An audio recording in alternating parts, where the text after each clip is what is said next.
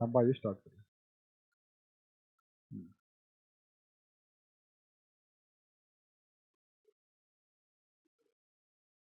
नमस्ते बच्चों, UCC education hub Udaipur वाटी में आपका तहे दिल से स्वागत है। और आज से अपन जो स्टार्ट करने जा रहे हैं वो साइंस की क्लासेज को स्टार्ट करने जा रहे हैं। तो आज से अपन रूबरू होंगे साइंस के कंटेंट के बारे में। और साइंस में अगर बात की जाए, साइंस में 3 पार्ट, बायोलॉजी, केमिस्ट्री और फिजिक्स। और इन तीनों में भी सबसे उम्दा और सबसे ज़्यादा नंबर दिलाने वाला जो पार्ट होता है वो होता है बायोलॉजी। तो दोस्तों, आज से अपन शुरू करने जा रहे हैं जो अपना पार्ट है वो साइंस का पार्ट है बायोलॉजी। इतना दोस्तों मैं विश्वास दिलाता हूँ आपको, अगर बायोलॉजी को अगर आपने यहाँ से यूसीसी से कवर कर लिया तो जीवन में कभी किसी दूसरे टीचर या दूसरी बुक की आवश्यकता नहीं होगी दोस्तों। तो आज से अपन जो शुरुआत करेंगे वो करेंगे बायोलॉजी। तो शुरुआत करते हैं अपन आज से शुरुआत करते हैं अपन बायोलॉजी की।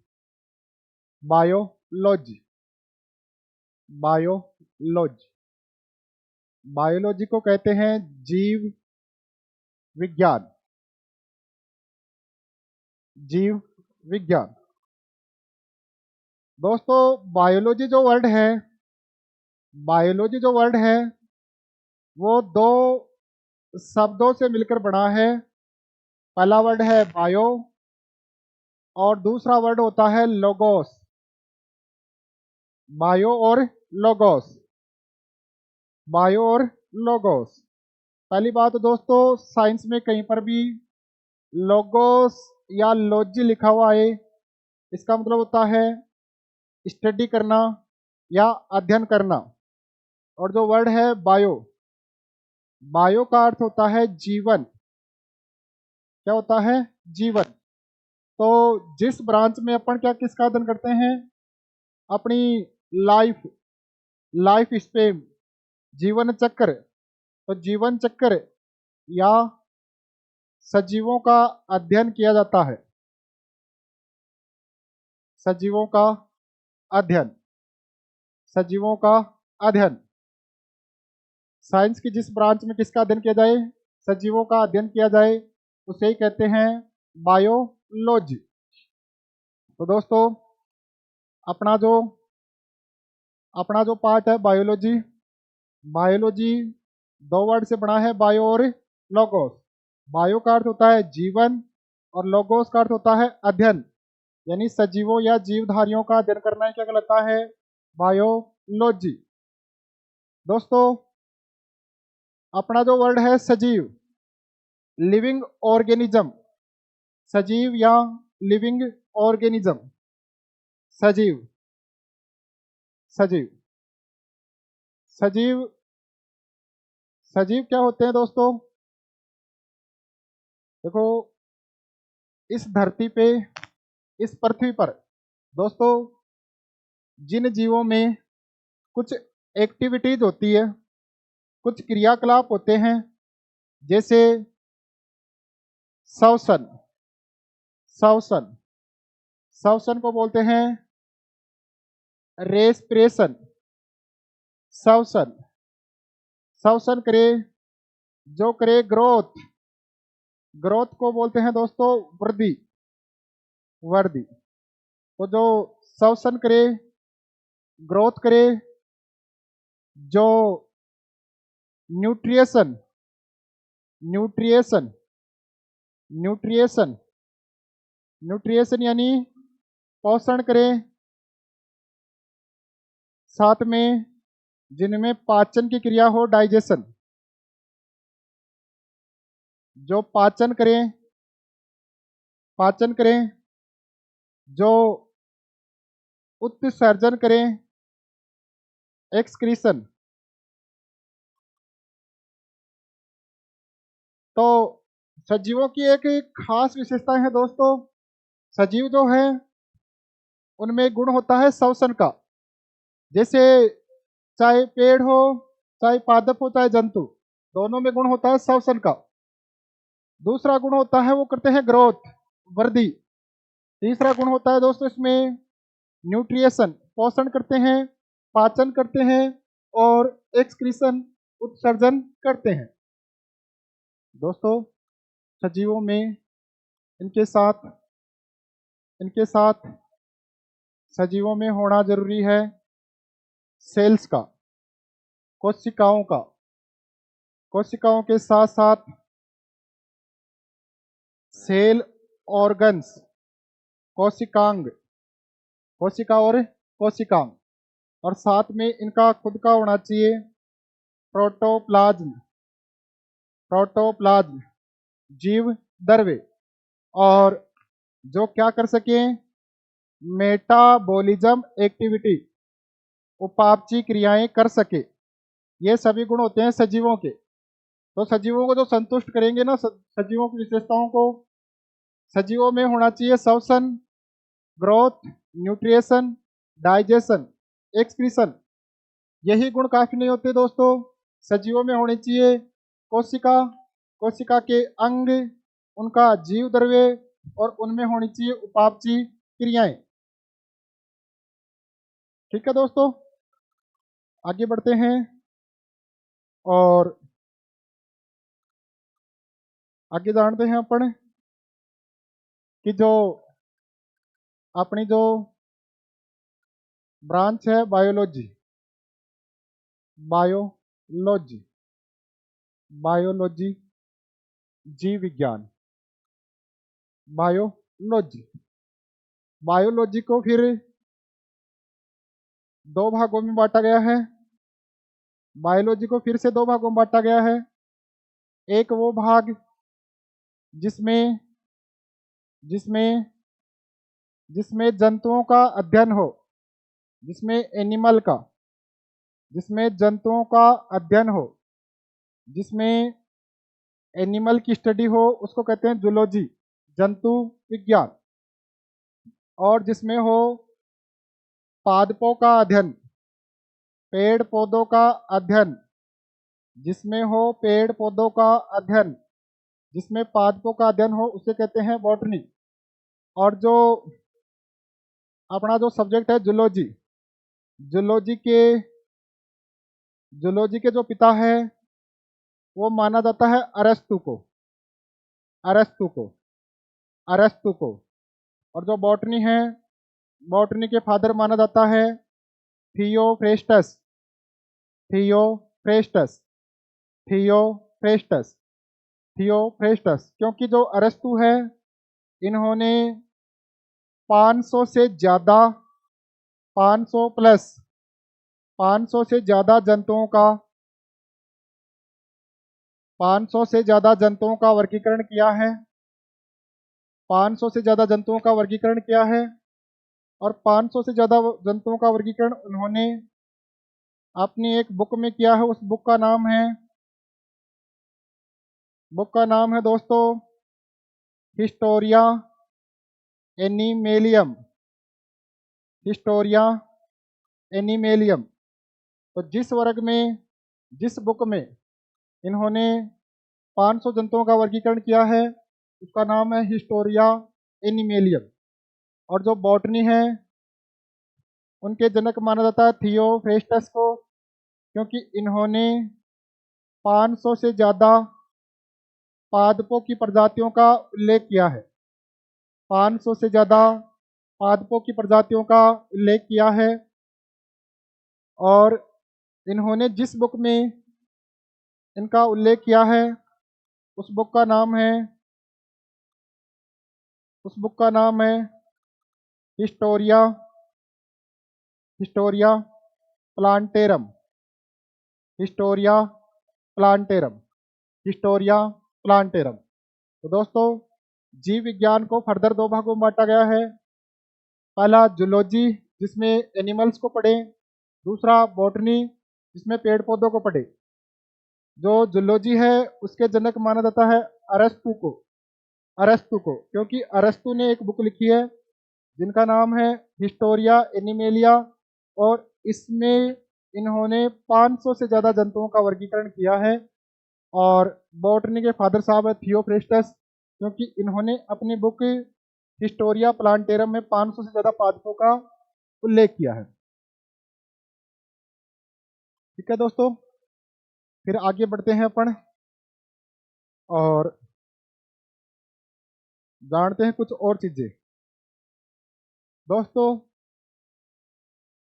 जितने भी जो सजीव है, सजीव जितने भी सजीव है उन सजीवों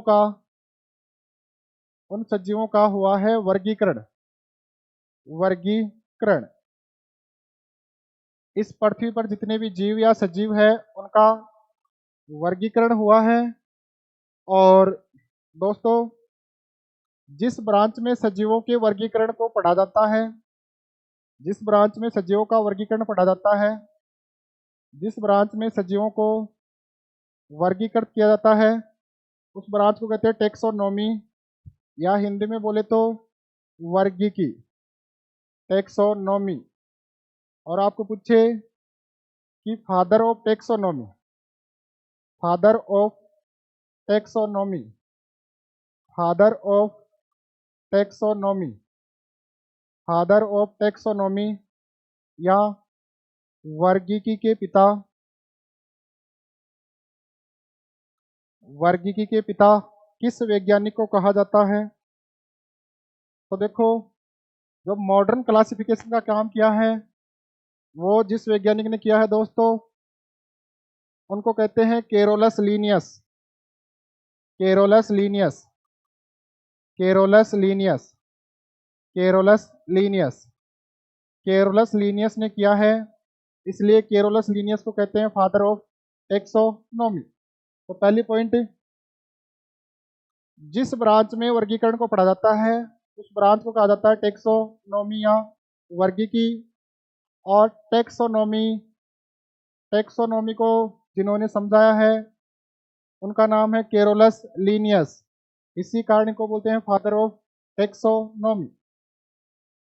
ठीक है दोस्तों, जो केरोलस लीनियस है इनकी बुक का नाम है, इनकी बुक का नाम है सिस्टेमा नेचुरी, सिस्टेमा नेचुरी, सिस्टेमा नेचुरी, सिस्टेमा नेचुरी।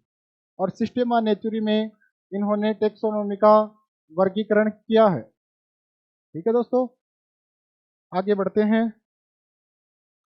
तो वर्गीकरण की शुरुआत की है केरोलस लीनियस ने, केरोलस लीनियस। वर्गीकरण की शुरुआत करने वाले वैज्ञानिक है केरोलस लीनियस। तो वर्गीकरण की शुरुआत की है केरोलस लीनियस ने, और इन्होंने जो वर्गीकरण किया है उस वर्गीकरण को कहते हैं द्विनाम पद्धति, द्विनाम पद्धति, द्विनाम पद्धति, द्विनाम पद्धति या बोल दो द्विजगत अवधारणा, द्विजगत अवधारणा। यानी जितने भी सजीव है, जितने भी सजीव, उन सजीवों को इन्होंने बांटा है दो भागों में।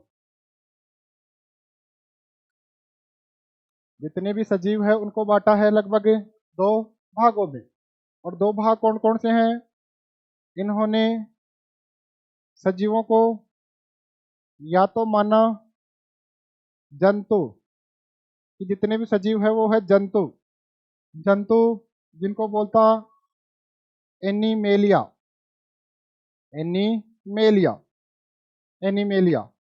और दूसरा वर्ग हो गया पादप, पादप को इन्होंने बोला प्लांट। ठीक है दोस्तों, तो सबसे पहले वैज्ञानिक थे केरोलस लीनियस, केरोलस लीनियस। और केरोलस लीनियस ने जितने भी सजीव हैं उनको दो ही भागों में माना, या तो माना उनको एनिमल या माना प्लांट, या तो माना एनिमल जंतु या माना प्लांट पादप। तो दो भागों में बांट दिया, एनिमेलिया और प्लांटी। और दो भागों में बांटने के कारण इस पद्धति को कहते हैं द्वि। द्वि यानी दो, द्विनाम पद्धति या द्विजगत अवधारणा। दो भागों में बांटा गया है। ये अवधारणा आई थी लगभग सन की अगर मैं बात करूं दोस्तों, तो यह अवधारणा लगभग 1735 में आई, 1735 में। तो सबसे पहले सजीवों को दो भागों में बांटने वाले वैज्ञानिक थे कैरोलस लिनियस, जिन्होंने दो जगत बनाए, प्लांटी और एनिमेलिया। ठीक है दोस्तों।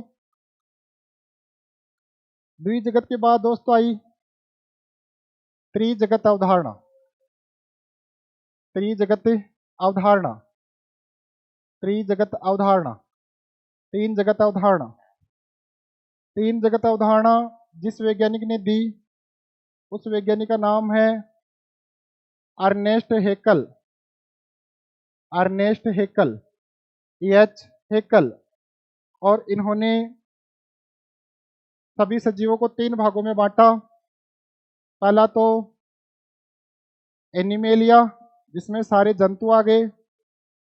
एनिमेलिया जिसमें सारे के सारे जंतु, एनिमल, एनिमेलिया। दूसरा वर्ग हो गया प्लांटी। प्लांटी में आ गए सारे पादप। और तीसरा एक नया वर्ग जोड़ा जिसका नाम है प्रोटिस्टा। प्रोटिस्टा, तीसरा वर्ग जोड़ा प्रोटिस्टा। तो तीसरा वर्ग कब जोड़ा गया? तीसरा वर्ग जोड़ा गया वैज्ञानिक अर्नेस्ट एच हेकल द्वारा। एच हेकल द्वारा, अर्नेस्ट हेकल द्वारा। और तीन जगत अवधारणा में जोड़ा गया। दो जगत पहले से थे जिसमें जंतु और पादप शामिल थे, और तीसरा नया जगत जोड़ा गया, उसका नाम है प्रोटिस्टा। तीसरा जगत था प्रोटिस्टा। तो सबसे पहले जो नया जगत जुड़ा वो प्रोटिस्टा ही था। Protista, protista. और इनमें लगभग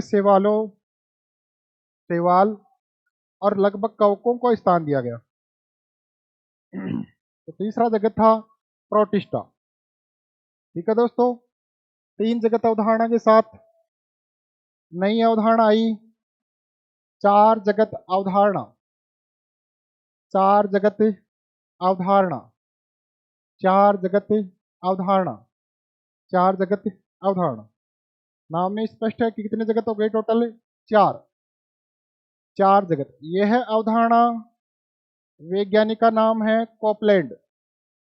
यह अवधारणा दी गई वैज्ञानिक कोपलैंड के द्वारा। वैज्ञानिक का नाम है कोपलैंड। और कोपलैंड ने चार जगत में सजीवों को बांटा। टोटल कितने जगत में? चार जगत में बांटा। कोपलैंड ने सजीवों को चार जगत में बांटा। पहला जो जगत होता है वो, इनका पहला जगत है मोनेरा। Monera, Monera. दूसरा जगत आया प्रोटिस्टा। तीसरा जगत मेटाफाइटा, मेटाफाइटा।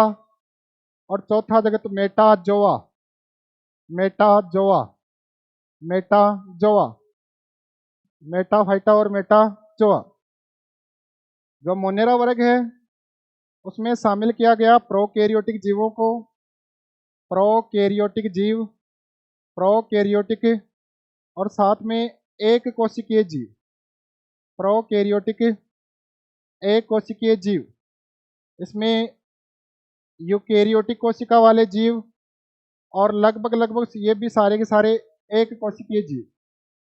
एक कोशिकीय, यूकैरियोटिक एक कोशिकीय।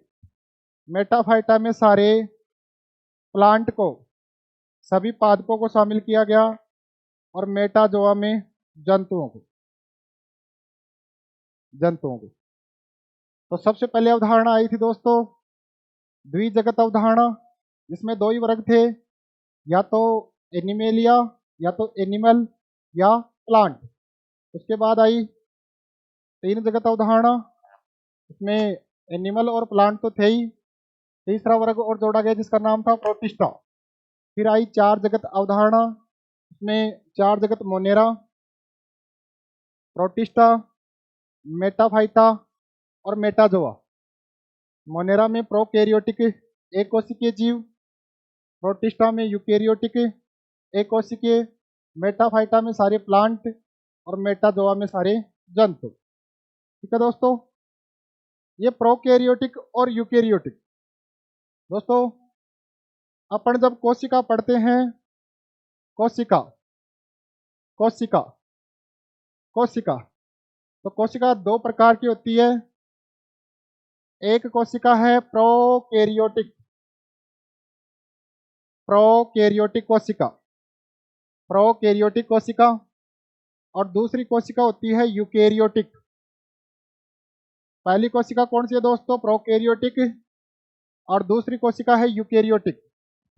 दोनों में फर्क केवल इतना होता है, देखो दोस्तों, मान लो ये कोई कोशिका है, ये कोई है सेल, कोई कोशिका। किसी कोशिका के अंदर, किसी कोशिका के अंदर जो न्यूक्लियस होता है, केंद्रक, केंद्रक न्यूक्लियस, केंद्रक, तो जो केंद्रक होता है, अगर अगर ये केंद्रक न्यूक्लियस, अगर ये केंद्रक न्यूक्लियस प्रॉपर वेल डेवलप्ड हो, proper well developed, well developed, proper well developed nucleus हो, यानी कि बोलो कि ऐसी कोशिका जिसका केंद्रक हो सुविकसित, जिसका केंद्रक हो सुविकसित, तो ऐसी कोशिका जिसमें सुविकसित केंद्रक पाया जाए वो होती है यूकैरियोटिक। और जिनमें टूटा फूटा केंद्रक, जिनका टूटा फूटा केंद्रक, जिनका केंद्रक क्या हो? सुविकसित नहीं हो, केंद्रक हो अल्प विकसित, वो कोशिकाएं होती है प्रोकैरियोटिक। इसके साथ साथ और भी फर्क होता है दोस्तों।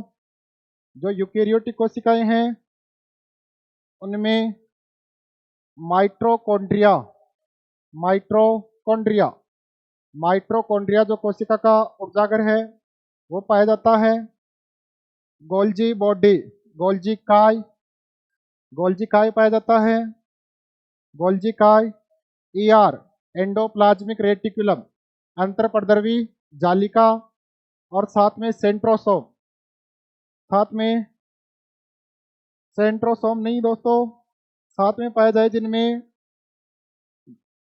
जिनमें माइटोकॉन्ड्रिया है, गोल्जी बॉडी है, एंडोप्लाज्मिक रेटिकुलम होता है, और साथ में जिनमें पाया जाए क्लोरोप्लास्ट, हरित लवक, क्लोरोप्लास्ट। ठीक है, ऐसी कोशिकाएं होती है यूकैरियोटिक। तो इनमें माइटोकॉन्ड्रिया, माइटोकॉन्ड्रिया, माइटोकॉन्ड्रिया, गोल्जी काय, माइटोकॉन्ड्रिया, गोल्जी काय, एंडोप्लाज्मिक रेटिकुलम, अंतरपरद्रवी जालिका जिसे बोलते हैं, और जो अपना होता है हरित लवक, यानी जितने भी झिल्ली युक्त कोशिकांग पाए जाए वो सभी कोशिकाएं कौन सी है? यूकैरियोटिक। और इनमें होते हैं सारी चीजें अपसेंट, अपसेंट। तो दोस्तों जब भी मैं बात करूं यूकैरियोटिक कोशिका कौन सी है, तो जिनमें प्रॉपर वेल डेवलप्ड न्यूक्लियस हो, सुविकसित केंद्रक हो, वो होती है यूकैरियोटिक। जिनमें माइटोकॉन्ड्रिया, गोल्जी काय, ईआर और हरित लवक वगैरह पाए जाए वो यूकैरियोटिक है। ठीक है, आगे बढ़ते हैं दोस्तों। चार जगत अवधारणा के बाद दोस्तों आई पंच जगत अवधारणा, पंच जगत अवधारणा, पंच जगत अवधारणा, पंच जगत अवधारणा सबसे मोस्ट, और जो आधुनिक रूप से अपन एनसीईआरटी किताबों में पढ़ते हैं सिलेबस में, वो है अपनी पंच जगत अवधारणा। अभी यही अवधारणा सर्वमान्य अवधारणा है जो जंतुओं को 5 जगत में बांटती है, और इस क्लासिफिकेशन को अब तक का बेस्ट क्लासिफिकेशन माना गया है दोस्तों। तो अपनी अवधारणा है पंच जगत अवधारणा। ये पंच जगत अवधारणा आई थी 1969 में, 1969 में, 1969 में आई, और जिस वैज्ञानिक ने ये दी उनका नाम है आर.एच. व्हिटेकर, रॉबर्ट व्हिटेकर द्वारा पंचजगत अवधारणा दी गई। तो वैज्ञानिक का नाम है आर.एच. व्हिटेकर। आई है ये 1969 में आई और आर.एच. व्हिटेकर द्वारा दी गई। जितने भी सजीव हैं उन सजीवों को पांच वर्गों में बांटा गया। सभी सजीवों को बांटा गया 5 वर्गों में। तो पंच जगत अवधारणा आर.एच. व्हिटेकर की देन है, 1969 में आई है और सजीवों को बांटा गया है 5 वर्गों में। तो दोस्तों ये 5 वर्ग कौन कौन से हैं? व्हिटेकर के 5 वर्ग, 5 वर्ग, 5 वर्ग। तो 5 वर्ग कौन कौन से हैं?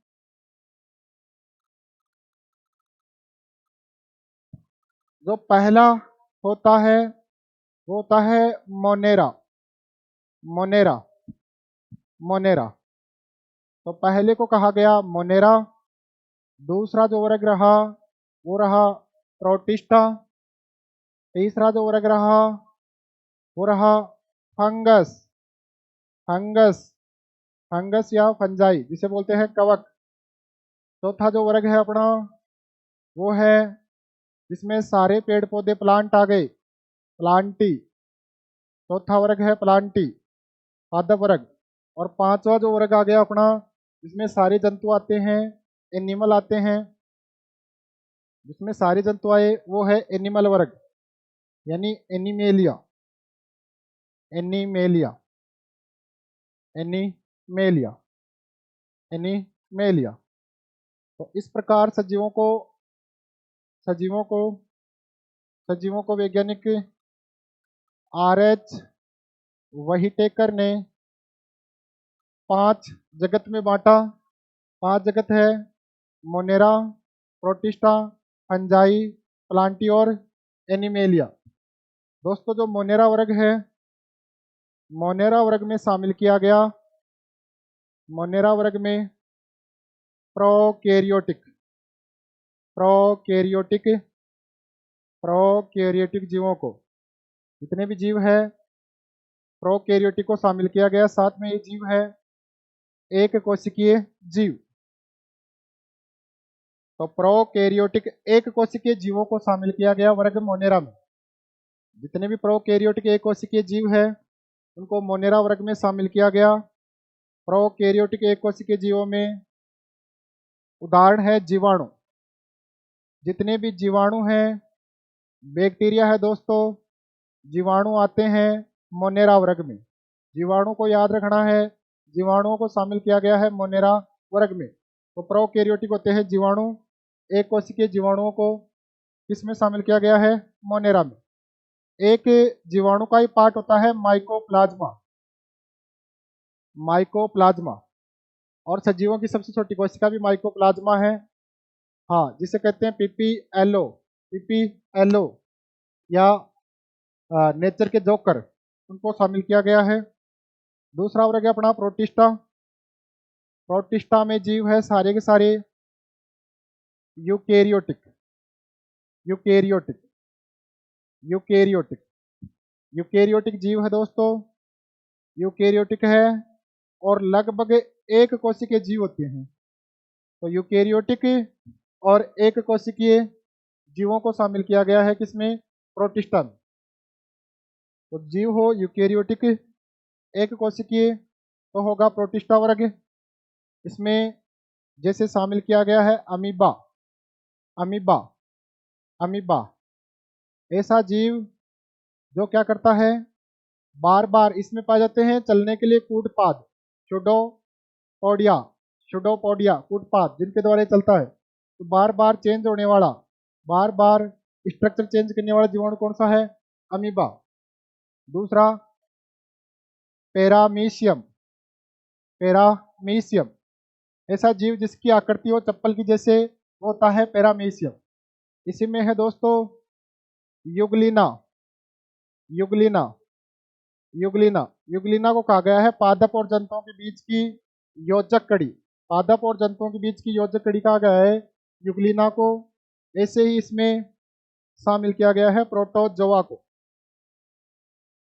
प्रोटोजोआ। तो दूसरा वर्ग है अपना प्रोटिस्टा, इसमें अमीबा, यूग्लिना, पैरामीशियम, प्रोटोजोआ जैसे जीवों को शामिल किया गया है। तीसरा वर्ग होता है दोस्तों फंजाई। फंजाई फंजाई में लगभग आते हैं कवक, कवक प्लांटी में जितने भी हैं पादप, और एनिमेलिया में है जितने भी जंतु। ठीक है दोस्तों, अगर वर्गीकरण को मैं कोशिकीय आधार पर जानना चाहूँ तो इसको अपन इस प्रकार से बांट सकते हैं। देखो दोस्तों, कोशिका हुई दो प्रकार की, कोशिका दो प्रकार की, कोशिका दो प्रकार की, कोशिका दो प्रकार की। पहली कोशिका है प्रोकैरियोटिक कोशिका, प्रोकैरियोटिक। दूसरी होती है यूकैरियोटिक, यूकैरियोटिक। प्रोकैरियोटिक और यूकैरियोटिक, प्रोकैरियोटिक और यूकैरियोटिक। प्रोकैरियोटिक जिनमें केंद्रक वेल डेवलप्ड नहीं हो और माइटोकॉन्ड्रिया जिस संरचना नहीं हो, और वो वेल डेवलप्ड कोशिका है ना। जो प्रोकैरियोटिक आते हैं उसमें मोनेरा जगत को शामिल किया गया है। दोस्तों, प्रोकैरियोटिक कोशिकाओं में कौन सा वर्ग है? मोनेरा। प्रोकैरियोटिक में केवल कौन सा? मोनेरा। प्रोकैरियोटिक केवल मोनेरा वर्ग, इसमें आते हैं जीवाणु, जीवाणु। यूकैरियोटिक जो कोशिकाएं हैं उसको, यूकैरियोटिक कोशिका हैं उनको फिर से दो भागों में बांट सकते हैं। ऐसी कोशिका, ऐसे जीव, ऐसे जीव, ऐसे जीव जिनकी complete life, complete life, complete life यानी जीवन से मरण तक उनके शरीर में केवल एक कोशिका हो, कंप्लीट बॉडी में एक सेल हो, वो जीव होते एक कोशिकीय। और जिनकी बॉडी में एक से ज़्यादा सेल हो, एक से ज़्यादा कोशिकीय हो, वो होते हैं बहुकोशिकीय। तो यूकैरियोटिक भी दो भागों में, एक कोशिकीय और बहुकोशिकीय। अब एक कोशिकीय जीव भी देखो, जो जीव यूकैरियोटिक हो यानी जिनमें केंद्रक विकसित हो, यूकैरियोटिक हो, एक कोशिकीय हो, तो यूकैरियोटिक हो, एक कोशिकीय हो, इनको कहा जाता है प्रोटिस्टा। तो केवल एक कोशिका हो और साथ में यूकैरियोटिक हो तो कौन से वर्ग में आएगा? वो प्रोटिस्टा वर्ग में। अब बहुकोशिकीय जो है, बहुकोशिकीय को भी दो भागों में बांट सकते हैं दोस्तों। बहुकोशिकीय का फर्दर डिवीजन करेंगे। जो बहुकोशिकीय है उसको फिर से दो भागों में बांटेंगे। ऐसे जीव, ऐसे जीव, ऐसे जीव जिनकी कोशिका में हो कोशिका झिल्ली, कोशिका झिल्ली, सॉरी कोशिका भित्ति, झिल्ली नहीं दोस्तों, भित्ति, कोशिका भित्ति उपस्थित हो, कोशिका भित्ति उपस्थित हो। दोस्तों, कोई भी कोशिका होती है, कोई भी कोशिका होती है, कोई भी कोशिका की आउटर मोस्ट लेयर, किसी भी कोशिका की आउटर मोस्ट लेयर, किसी भी कोशिका की सबसे बाहरी परत, आउटर मोस्ट लेयर, एक तो होती है आउटर मोस्ट लेयर, एक होती है इनर लेयर, आंतरिक परत। आउटर मोस्ट लेयर को कहते हैं सेल वॉल, कोशिका भित्ति, और जो अंदर वाली परत उसको बोलते हैं सेल मेम्ब्रेन, कोशिका झिल्ली। तो दोस्तों, ऐसे जीव जिनमें सेल वॉल हो, तो बहुकोशिकीय दो प्रकार के, जिनमें सेल वॉल हो और जिनमें सेल वॉल नहीं हो। Cell wall absent, cell wall नहीं हो। ठीक है दोस्तों, तो देखो, जो जीव यूकैरियोटिक हो, यूकैरियोटिक हो, एक से अधिक कोशिकाएं हो, यूकैरियोटिक हो, एक से अधिक कोशिकाएं हो, कोशिका भित्ति सेल वॉल प्रेजेंट हो, और साथ में ये भी दो भागों में बट गया। एक तो जो खुद का भोजन खुद बनाए, खुद का भोजन खुद बनाए, खुद का भोजन खुद बनाए यानी प्रकाश संश्लेषण करें, यानी स्वपोषी हो। स्वपोषी यानी ऐसे सजीव जो क्या करें? फोटोसिंथेसिस, प्रकाश संश्लेषण करें। तो ऐसे जीव जो यूकेरियोटिक हो, एक से अधिक कोशिकाएं हो, उनमें बहुकोशिकीय हो, साथ में कोशिका भित्ति प्रेजेंट हो, स्वपोषी हो यानी खुद का भोजन खुद बनाए, प्रकाश संश्लेषण करें, ऐसे जीव शामिल होते हैं पादप वर्ग में, प्लांटी वर्ग में। कौन से वर्ग में? पादप वर्ग में। और जो खुद का भोजन खुद ना बनाए, यानी भोजन के लिए, पोषण के लिए दूसरों पर निर्भर हो, यानी वो हो परपोषी। क्या हो दोस्तों? जो भोजन के लिए दूसरों पर निर्भर हो, जो परपोषी हो, ऐसे जीवों को कहते हैं दोस्तों फंजाई या कवक। फंजाई, इसमें जो जगत शामिल होगा उसका नाम है फंजाई। फंजाई। और ऐसे जीव जो यूकेरियोटिक हो, एक से अधिक कोशिकाएं हो और जिनमें सेल वॉल ही नहीं हो, वो आते हैं एनिमल में। क्योंकि जंतुओं में सेल मेम्ब्रेन होती है, सेल वॉल नहीं होती। ठीक है दोस्तों। तो कोशिका के हिसाब से जंतुओं कैसे बांट सकते हैं? कोशिका दो प्रकार की हो गई, प्रोकैरियोटिक और यूकेरियोटिक। प्रोकैरियोटिक और यूकेरियोटिक। प्रोकैरियोटिक और यूकेरियोटिक। जिनका केंद्रक विकसित हो वो यूकेरियोटिक, अल्प विकसित हो वो प्रोकैरियोटिक। प्रोकैरियोटिक में आता है केवल मोनेरा या जीवाणु। यूकेरियोटिक को फर्दर दो भागों में बांटा, जिनमें जीवन भर एक कोशिका हो, एक कोशिकीय, और एक से अधिक कोशिका हो वो बहुकोशिकीय।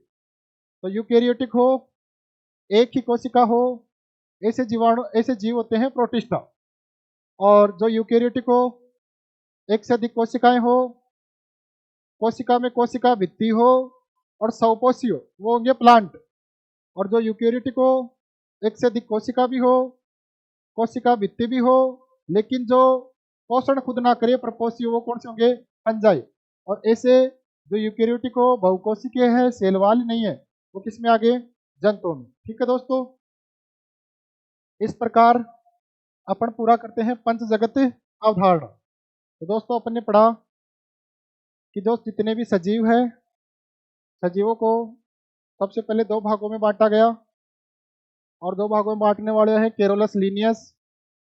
1735 में इन्होंने द्विनाम पद्धति, जिसमें प्लांट और एनिमल दो को शामिल किया। उसके बाद आई तीन जगत अवधारणा। तीन जगत अवधारणा में प्लांट एनिमल के अलावा प्रोटिस्टा को शामिल किया गया और अर्नेस्ट हेक्कल द्वारा दी गई। फिर आई चार जगत अवधारणा, उसमें प्लांट एनिमल के अलावा मोनेरा और प्रोटिस्टा को भी शामिल किया गया, और ये वैज्ञानिक कोपलैंड द्वारा दी गई। और सबसे अंत में आई पंच जगत अवधारणा। पंच जगत अवधारणा। और जो पंच जगत अवधारणा है दोस्तों, पंच जगत अवधारणा R.H. वाइटेकर द्वारा दी गई और 1969 में दी गई। पांच जगत कौन कौन से हैं? मोनेरा, प्रोटिस्टा, फंजाई, प्लांटी और एनिमेलिया। ठीक है दोस्तों। तो जो वर्ग होता है अपना मोनेरा,